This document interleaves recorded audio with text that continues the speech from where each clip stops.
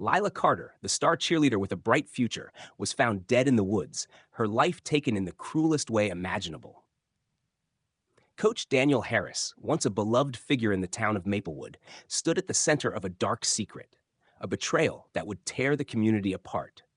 What started as an innocent bond between a teacher and his star pupil soon spiraled into a deadly affair, ending in a brutal murder that no one saw coming. Secrets, lies, and a relationship gone wrong. This is the chilling true crime story of a cheerleader's tragic end at the hands of the one person she trusted the most. Maplewood was a town that seemed frozen in time, a picturesque place where everyone knew each other, and life unfolded at a steady, predictable pace. It was the kind of community where parents felt safe letting their children roam free, and high school football games were the most significant events on the calendar. At the center of this idyllic small-town life was Lila Carter, a high school senior whose bright smile and unshakable spirit made her a favorite among her peers and teachers alike. Lila was a star cheerleader, an honor roll student, and the kind of person who made everything she did seem effortless.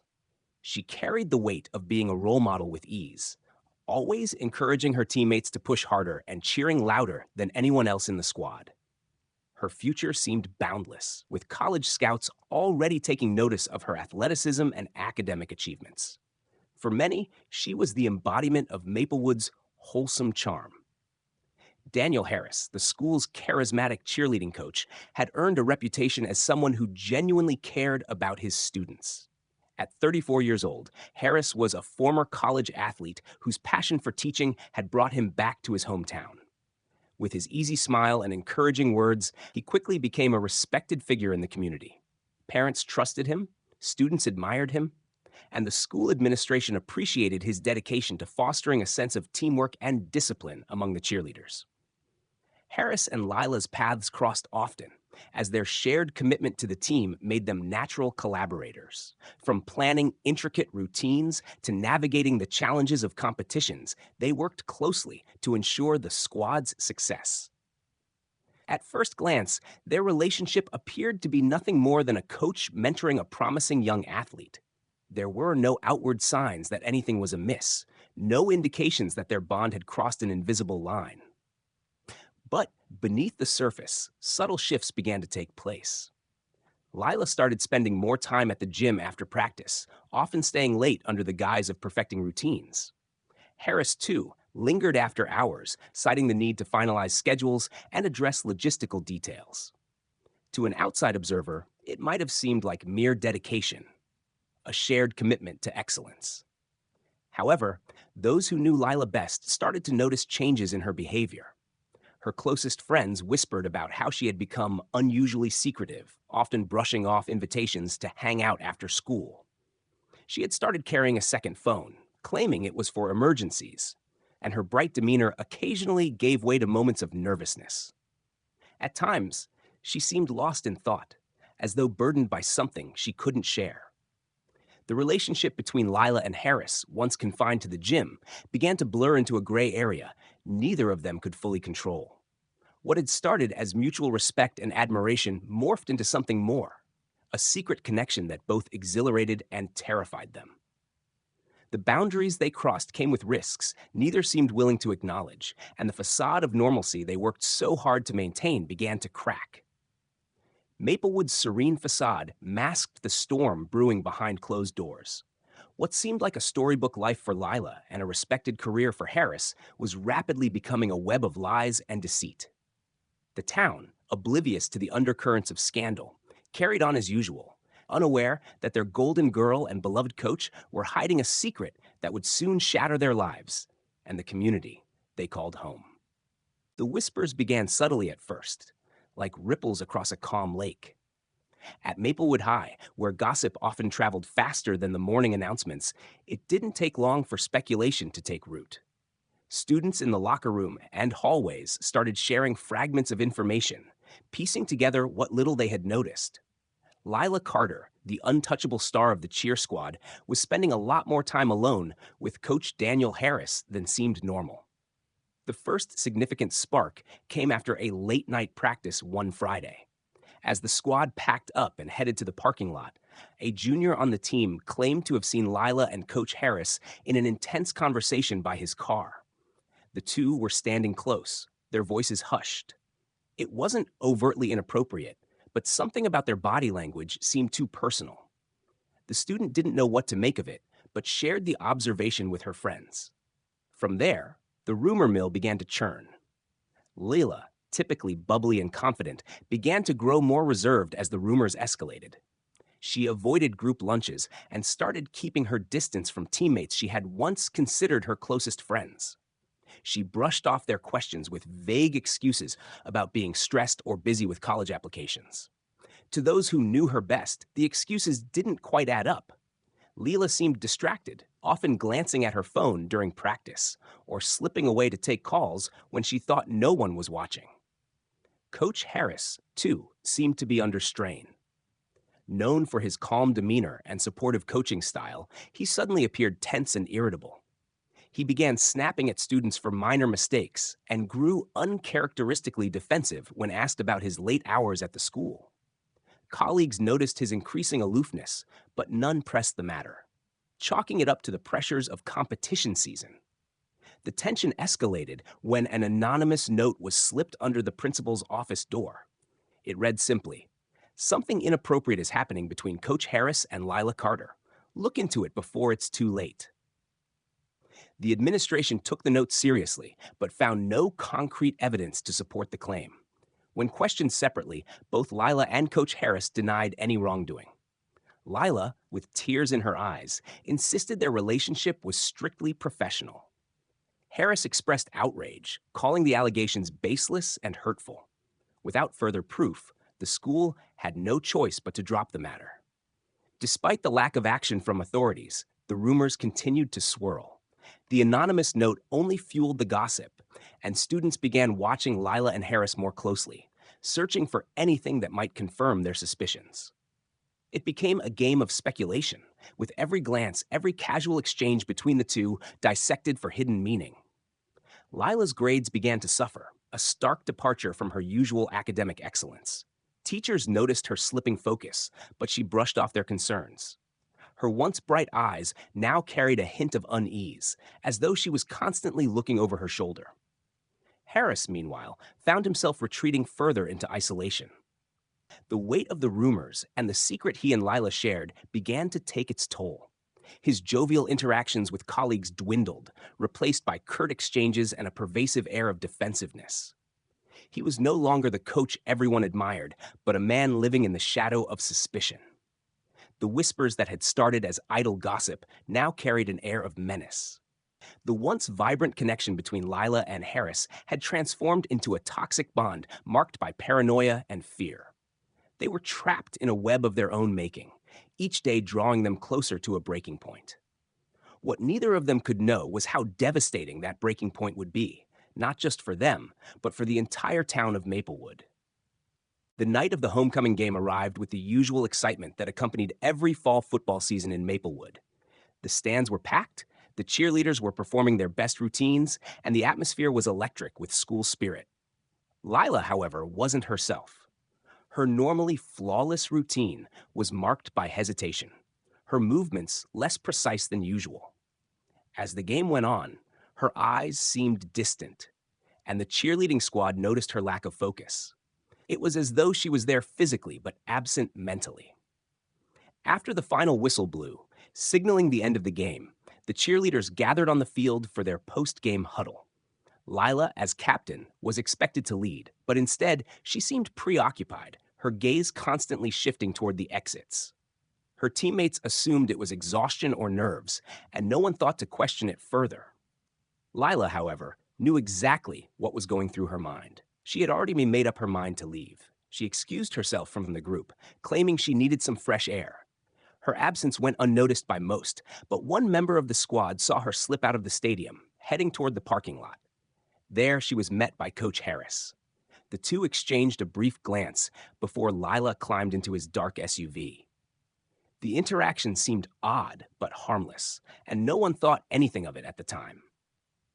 It wasn't unusual for a coach to give a student a ride home after a late night, especially when she had no other way to get back.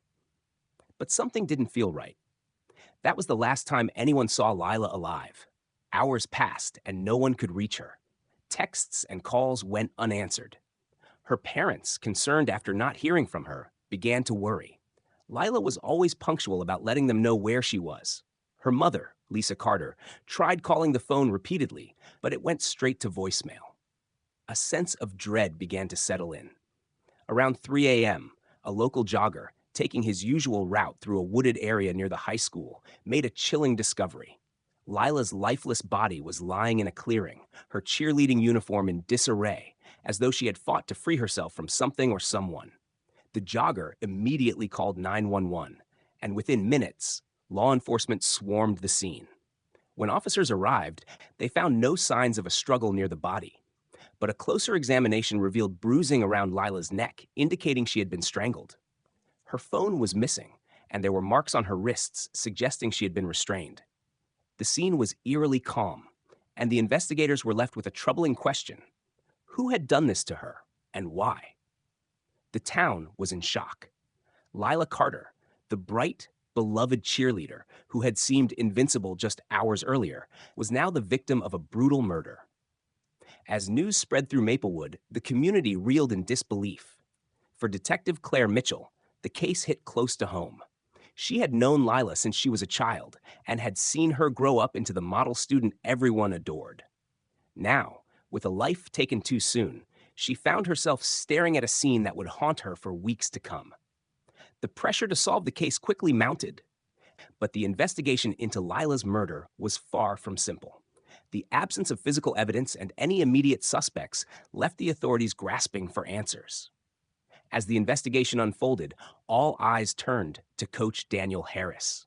His connection to Lila was undeniable, and the timing of their encounter raised suspicions. Was it simply a coincidence, or was there something darker at play? No one knew yet, but it was clear that Coach Harris was the last person to see Lila alive. As the investigation deepened, the focus turned quickly to Coach Daniel Harris. The police discovered that Harris had been the last person to see Lila before her disappearance. His alibi seemed shaky at best. He had claimed to be at home alone, grading papers, when the crime occurred, but there was no one to corroborate his story.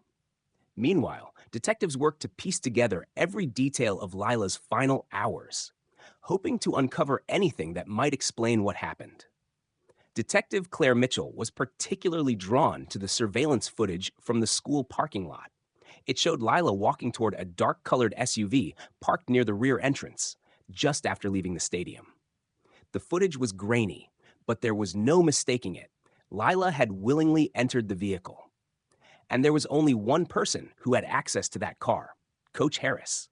The police tracked Harris's vehicle using GPS data, which confirmed that the SUV had been parked in the vicinity of the woods where Lila's body was discovered.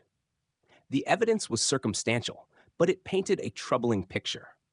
Lila had entered his car willingly, yet hours later, she was found dead in a secluded area, her body discarded like trash.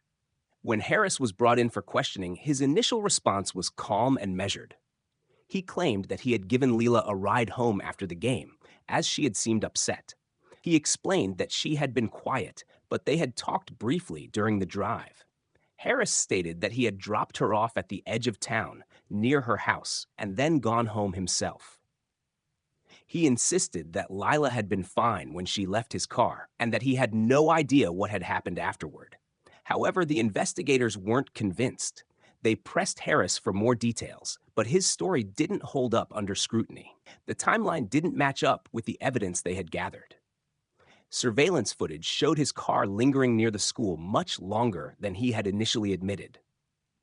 There was a window of time that was unaccounted for, and it raised alarms.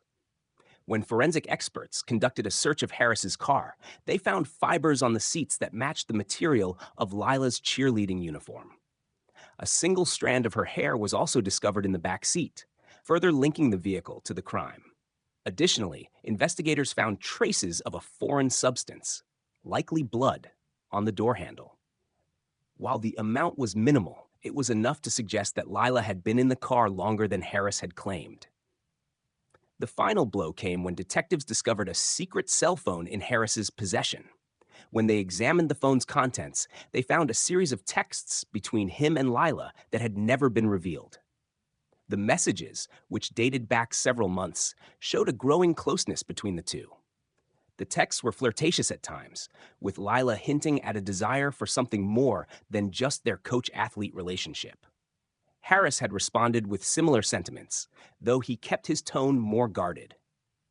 As the details of their secret relationship began to emerge, the investigation took on a new dimension. What had started as a simple case of a missing girl quickly transformed into a chilling portrait of manipulation and control. It seemed clear that Harris had been hiding more than just a professional relationship with Lila.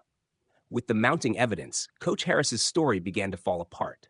The texts, the fibers, the blood, all pointed to him as the person responsible for Lila's death. Still, Harris maintained his innocence, claiming that their relationship had been innocent and that Lila's death was a tragic accident. He insisted that he had tried to help her, but things had spiraled out of control. Despite his protests, the evidence was overwhelming. Detective Mitchell, along with the rest of the team, knew that they were closing in on the truth, but they also understood that there were still many unanswered questions. Why had Harris been so adamant about keeping the affair a secret? Was Lila's death truly an accident, or had there been something more sinister at play? Only time would reveal the full extent of the dark secrets hidden in the shadows of Maplewood. As the trial of Coach Daniel Harris approached, the town of Maplewood braced itself for the flood of media attention that would inevitably follow. The small, quiet community had been rocked by Lila Carter's brutal murder, and now the courtroom was the stage for a drama that would unfold in front of a captivated public. Harris, once a beloved figure in the town, now stood accused of murdering one of his brightest students. The case gripped not only the town, but the entire region, drawing in journalists, legal experts, and curious onlookers eager for answers. The prosecution's case was built on an overwhelming amount of circumstantial evidence. Harris's inconsistent alibi, the surveillance footage, the fibers found in his car, and the blood on the door handle all pointed directly to him. The most damning evidence, however, came from the secret phone messages between Harris and Lila, which painted a picture of a secret, inappropriate relationship. The texts revealed that Harris had groomed Lila over months, slowly luring her into a relationship that went far beyond the boundaries of student and teacher. The prosecution argued that the affair had become toxic and that Harris had grown possessive as Lila began to distance herself. They suggested that when Lila decided to break free from the relationship, Harris reacted violently, killing her in a fit of rage when she tried to end things. The chilling text messages became a focal point of the trial, showing a side of Harris that had remained hidden for so long. He was no longer the respectable coach everyone had admired. He was a predator who had manipulated a vulnerable young girl. The defense, on the other hand, painted a very different picture. They argued that the relationship had never been inappropriate, and that Harris was simply trying to help Lila with her personal struggles. They claimed that her death was a tragic accident, the result of a heated argument that had spiraled out of control. Harris's lawyer suggested that Lila had been emotional that night and had attacked him, leading him to defend himself in a moment of panic. The defense team sought to cast doubt on the prosecution's evidence, suggesting that the blood found in Harris's car could have been from a minor injury and that the fibers were inconclusive. As the days wore on, the emotional weight of the trial became apparent. Lila's family sat in the front row, their grief palpable as they listened to the details of their daughter's final moments being relived in court. Her parents, Lisa and Greg Carter, were crushed by the realization that the man they had once trusted to guide their daughter had betrayed them in the most unimaginable way. The pain of losing Lila was compounded by the betrayal they now felt. The defense's attempt to shift blame to Lila, painting her as the instigator of the argument, only intensified the outrage. The courtroom was tense, with many spectators expressing disbelief that anyone could defend Harris after the evidence that had been presented.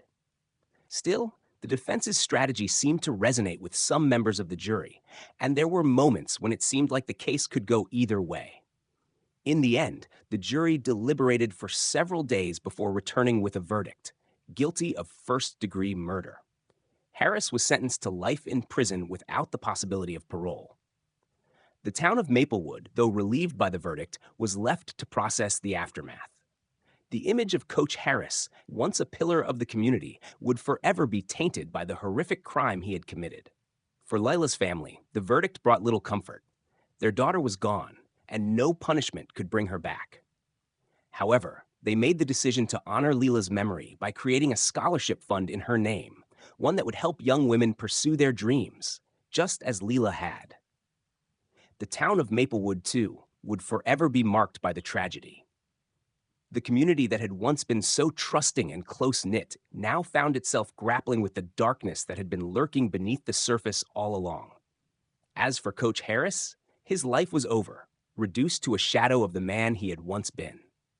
In the end, it wasn't just Lila who had been lost. It was also the community's sense of security and innocence. The tragedy served as a harsh reminder of the dangers of unchecked power and manipulation, and the lasting consequences of a secret affair gone horribly wrong.